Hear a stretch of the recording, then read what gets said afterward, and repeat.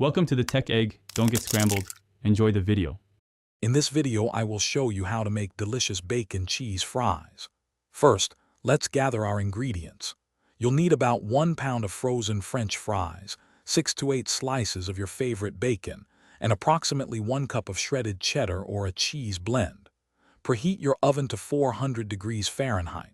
While the oven heats, cook your bacon until it's perfectly crispy. This usually takes about 10 to 12 minutes on the stove top or in the oven. Now that your oven is hot and your bacon is cooked, it's time for the fries. Spread your 1 pound of frozen French fries in a single layer on a large baking sheet. This ensures even cooking and maximum crispiness. Bake them in the preheated oven for about 20 to 25 minutes, or until they are golden brown and wonderfully crispy.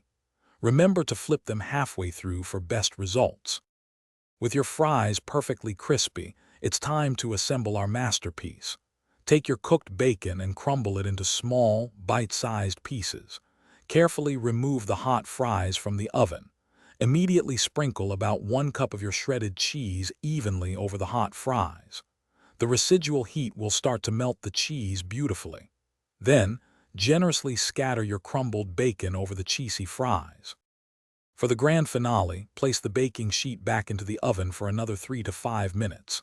Keep a close eye on them until the cheese is completely melted, bubbly, and slightly golden.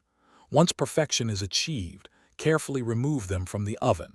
Serve your hot, crispy, and cheesy bacon fries immediately. They are fantastic on their own or with a side of ranch, ketchup, or your favorite dipping sauce. Enjoy! Thanks for watching. Consider subscribing if I helped unscramble your problems.